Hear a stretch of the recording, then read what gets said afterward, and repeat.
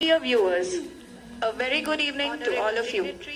We at ISRO welcome you to the live coverage of India's prestigious Chandrayaan-3 mission's landing event on the lunar surface. Welcome you to the live coverage of India's prestigious Chandrayaan-3 mission's landing event on the lunar surface. These are the visuals from Mission Operation Complex at ISRO's Telemetry Tracking and Command Network, ISTRAC, situated in Namma, Bengaluru, Karnataka. I, Arushi Seth, and my colleague, Dr. Padamdeo Mishra, are your hosts for the evening and shall accompany you on the journey of the landing event from powered descent start to touchdown. Today, we shall be witnessing the final phase of the critical and most technological. आज पूरी तरह से आश्वस्त किया है कि lander module निश्चित तौर पे चंद्रमा के सतह पर सेफ और सॉफ्ट लैंडिंग करेगा। सभी दर्शकों के जानकारी के लिए अब हम इसरो के अब तक के सभी लूनर मिशंस को संक्षिप्त विवरण प्रस्तुत करेंगे। जी हाँ, इसरो का पहला मून मिशन चंद्रयान-1 अक्टूबर 2008 में PSLV रॉकेट के द्वारा सफलतापूर्वक प्रक्षेपित किया गया था। चंद्रयान-1 ने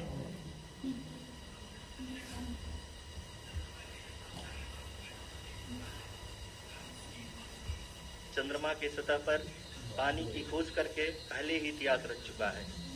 यही कारण है कि आजकल विश्व के तमाम अंतरिक्ष वैज्ञानिक और स्पेस एजेंसियां चंद्रमा को और करीब से जानने के लिए उत्सुक दिख रही हैं।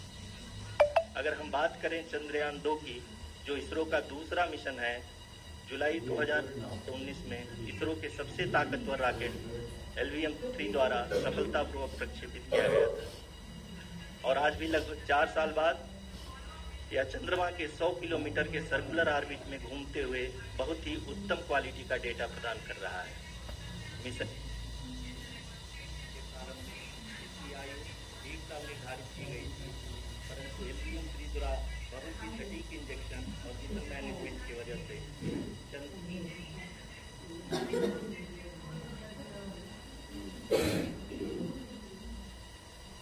काफी लंबे समय तक कार्यरत रहे।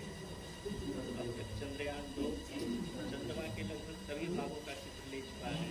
इसका एक बहुत ही महत्वपूर्ण पेलोड OHRC यानी कि ऑर्बिटर हाई रेजोल्यूशन कैमरा विश्व का सबसे बेहतरीन कैमरा है, लगातार पिक्चर भेज रहा है। अब मैं आरुषि जी से निवेदन करूंगा कि वो आप लोगों को इसरो के वर्तमान मिशन चंद्रयान-3 के बारे में बताएं। अभी आपने मिश्रा जी के द्वारा सुना इसरो के अब तक के लूनार मिशन का विवरण।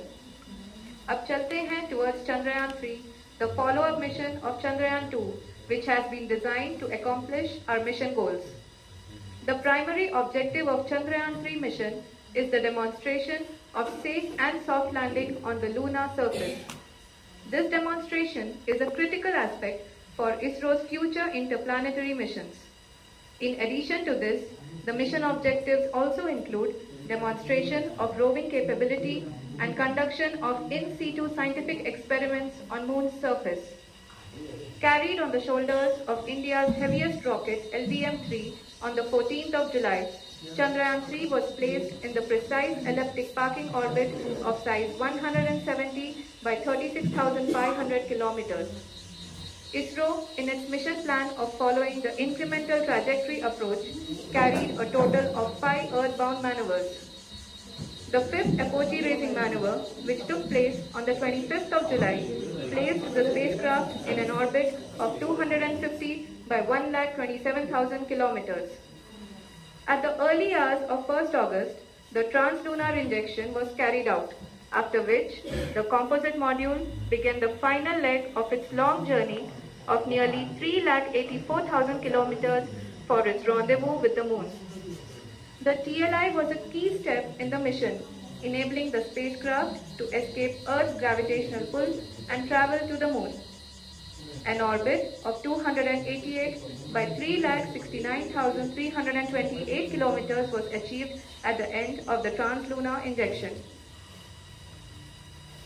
जी हाँ, ट्रांसलूनर इंजेक्शन किसी भी इंटरप्लेनेटरी मिशन के लिए बहुत ही आवश्यक परंतु कठिन ऑपरेशन होता है। इस सफल मैन्यूवर के बाद चंद्रयान 3 पृथ्वी से दूर निकलकर चंद्रमा के प्रभाव क्षेत्र में एक हाइपरबोलिक ट्रेजेक्ट्री के द्वारा पहुंचाया गया। पुनः 5 अगस्त 2023 को लूनर ऑर्बिट इंसर्शन के द्वारा चंद्रयान 3 को 160 किलोमीटर के पेरीलून और 18,000 किलोमीटर के अपोलून के साथ चंद्रमा के इलिप्टिकल ऑर्बिट में स्थापित कर दिया गया। TLI के तरह LOI भी एक बहुत जटिल ऑपरेशन होता है। इसमें हमें यह ध्यान देना आवश्यक होता है कि उपग्रह के वेगमान को एक निश्चित बिंदु से घटाया जा सके, अन्यथा उपग्रह चंद्रमा के प्रभाव क्षेत्र से बाहर निकल जाएगा। LOI के सफलतापूर्वक परिचालन के बाद चंद्रयान 3 की कक्षा को 4 बार और परिवर्तित किया गया। इस दौरान चंद्रमा की अधिकतम ऊंचाई को घटाकर 160 किलोमीटर कर दिया गया। इस पूरी प्रक्रिया में प्रपल्सन मॉड्यूल का लगभग 755 किलोग्राम ईंधन का उपयोग हुआ और चंद्रयान 3 के वेगमान को लगभग 850 मीटर प्रति सेकंड कम कर दिया गया। लैंडर मॉड्यूल को लगभग 150 किलोमीटर के सर्कुलर ऑर्बिट में स्थापित करने के बाद 17 अगस्त 2023 को प्रपल्सन मॉड्यूल से अलग कर दिया गया। पुनः लैंडर मॉड्यूल के ऑर्बिट को 2 ड्यूस्ट मैन्यूवर्स के द्वारा 150 किलोमीटर के सर्कुलर ऑर्बिट से घटाकर 25 × 130 किलोमीटर के एलिप्टिकल ऑर्बिट में स्थापित कर दिया गया। इस दौरान यह भी सुनिश्चित कर दिया गया कि 800 न्यूटन के चारों थ्रोटल थ्रस्टर्स पावर डिसेंट के समय किसी भी चुनौती का सामना कर सके। लैंडर मॉड्यूल इस ऑर्बिट में 4 दिन तक चंद्रमा की परिक्रमा करता रहा ताकि इसके सभी सब सिस्टम को पावर डिसेंट से पहले कार्यात्मक रूप से वेरीफाई और वैलिडेट किया जा सके। इस दौरान चंद्रयान 2 और लैंडर मॉड्यूल की आपस में बातचीत। The altitude hold phase. We can currently see that the altitude of the lander module is nearly 31 kilometers. ROCCL अभी हम इस ग्राउंड ट्रेस को देखते हुए कह सकते हैं कि रफ ब्रेकिंग फेज की शुरुआत बहुत ही अच्छे तरीके से हुई है। आप ये देख सकती हैं कि जो भी प्रोजेक्टेड ग्राउंड ट्रेस है उसी पे अपना लैंडर मॉड्यूल आगे चलते हुए बढ़ रहा है। अभी तक ये देखा जा सकता है कि लैंडर मॉड्यूल लगभग 370 किलोमीटर क्षैतिज दिशा में चल चुका है। The mission operations team is analyzing the data. We can all see the जो कि 28.6 किलोमीटर के आसपास है। आप स्क्रीन पर ये भी देख सकते हैं Chandrayaan 3 lander imager display. The lander imager is continuously taking photographs of the moon surface, and that is also being streamed here.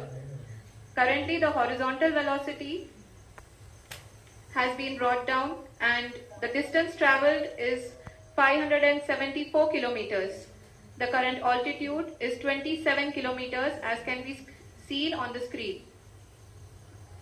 जी हाँ, करीब अपने आधे सफर को पूरा करते हुए इस रफ ब्रेकिंग फेज में लैंडर बहुत ही आगे की तरफ बढ़ते हुए अपनी ऊंचाई को घटा रहा है।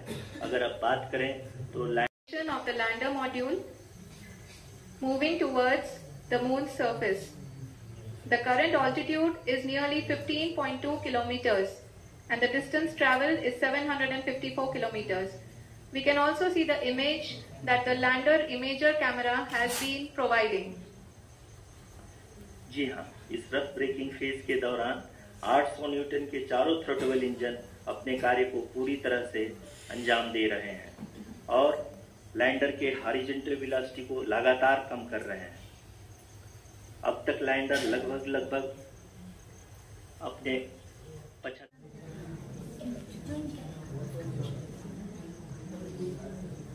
Yes, we are privileged to have with us Honorable Prime Minister of India, Shri Narendra Modi ji, who has joined us from South Africa's Johannesburg to encourage us.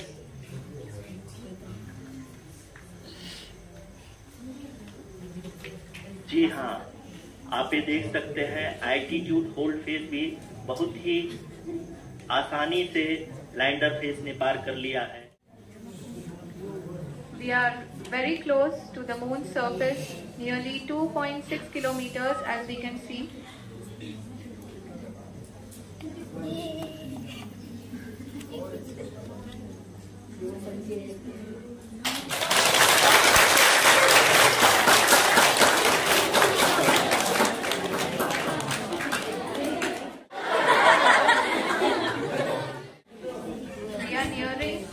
The final phase of the power descent. Countdown is going on. Which is going to be the vertical descent phase or the local navigation.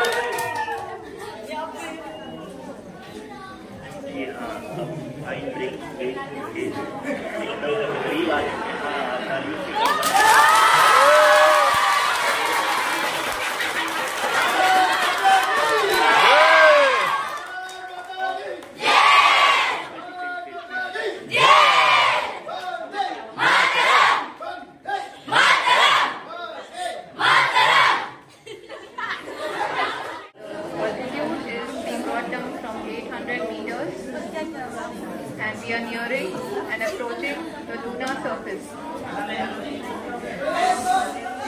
आप अपनी screen पे इस phase के दौरान लगभग 350 metre की ऊंचाई पे पहुंचने के बाद लैंडर अगेन लगभग 20 से 22 सेकंड के लिए ऑर्बिट करेगा।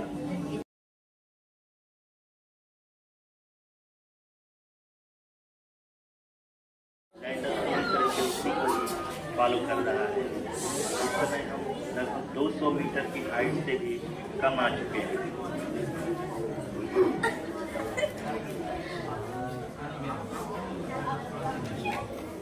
अब हम ये देख सकते हैं कि हम लगभग 150 मीटर की ऊंचाई पर चंद्रमा के सतह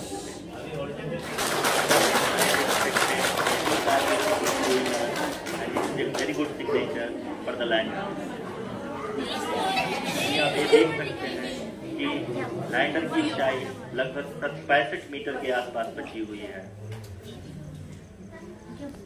Who is here to encourage us, and he is critically looking at the visuals.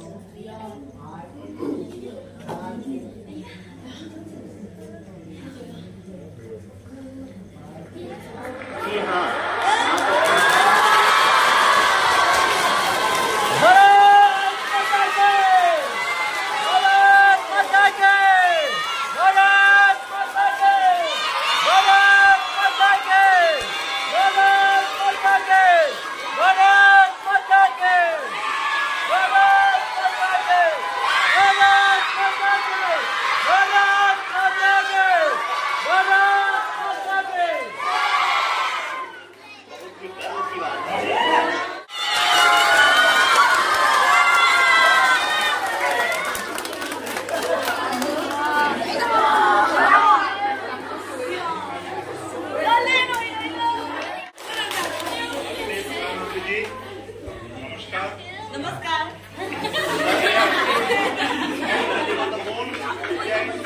the moon.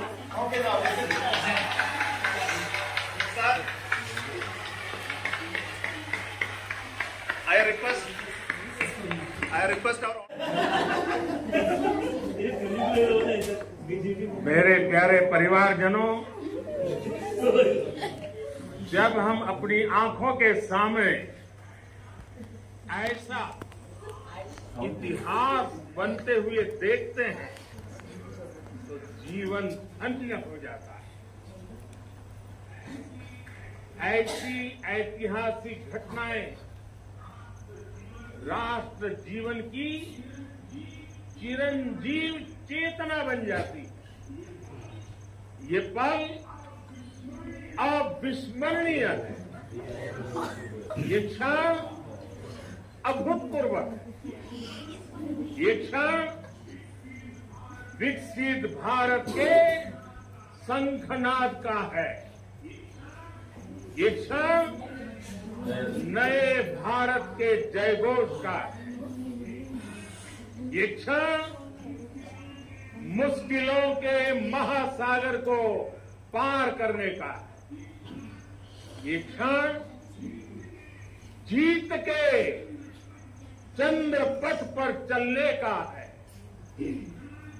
ये क्षण 140 करोड़ धड़कनों के सामर्थ्य का है। ये क्षण भारत में नई ऊर्जा, नया विश्वास, नई चेतना का है। ये क्षण भारत के उदयमान भाग्य के आह्वान का है। अमृत काल की प्रथम प्रभा में सफलता की यह अमृत वर्षा हुई है। हमने धरती पर संकल्प लिया और चांद पर उसे साकार किया। हमारे वैज्ञानिक साथियों ने भी कहा, India is now on the moon. आज हम अंतरिक्ष में नए भारत की नई उड़ान के साक्षी बने। साथियों, मैं इस समय ब्रिक्स समिट में हिस्सा लेने के लिए दक्षिण अफ्रीका में हूं, लेकिन हर देशवासी की तरह मेरा मन चंद्रयान महाअभियान पर भी लगा हुआ। नया इतिहास बनते ही हर भारतीय जश्न में डूब गया है। हर घर में उत्सव शुरू हो गया है। हृदय से मैं भी अपने देशवासियों के साथ, अपने परिवारजनों के साथ इस उमंग और उल्लास से जुड़ा हुआ हूं। मैं टीम चंद्रयान को, इसरो को और देश के सभी वैज्ञानिकों को जी जान से बहुत बहुत बधाई देता हूं, जिन्होंने इस पल के लिए वर्षों तक इतना परिश्रम किया। उत्साह, उमंग, आनंद और भावुकता से भरे इस अद्भुत पल के लिए मैं 140 करोड़ देशवासियों को भी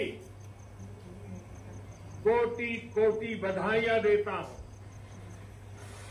मेरे परिवारजनों, हमारे वैज्ञानिकों के परिश्रम और प्रतिभा से भारत चंद्रमा के उस दक्षिणी ध्रुव पर पहुंचा है, जहां आज तक दुनिया का कोई भी देश नहीं पहुंच सका।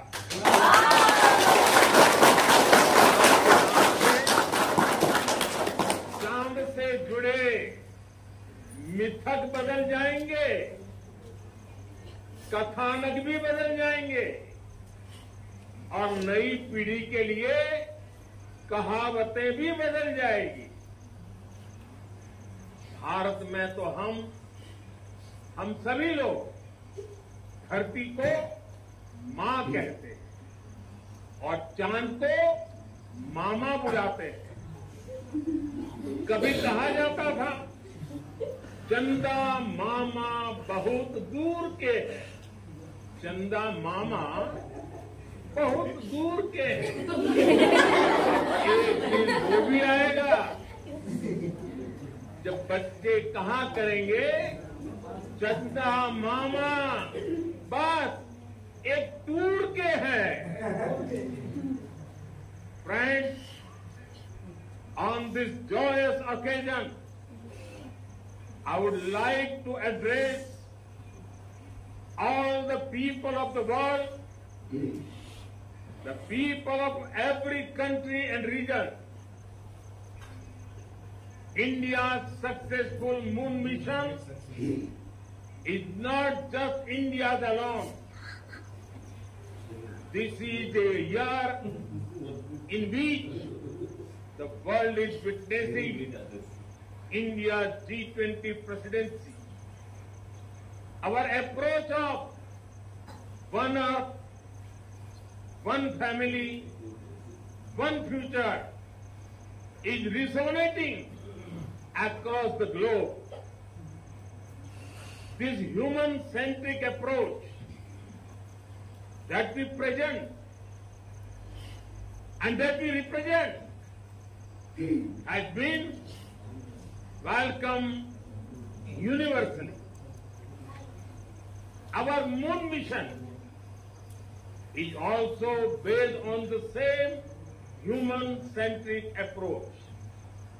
Therefore, this success belongs to all of humanity, and it will help moon missions by other countries in the future. I am confident that all countries in the world, including those from the global south, are capable of achieving such feats. We can all aspire for the moon and beyond. मेरे परिवारजनों, चंद्रयान महाअभियान की ये उपलब्धि भारत की उड़ान को चंद्रमा की कक्षाओं से आगे जाएगी। हम हमारे सौर मंडल की सीमाओं का सामर्थ्य परखेंगे और मानव के लिए ब्रह्मांड की अनेक संभावनाओं को साकार करने के लिए भी जरूर काम करेंगे।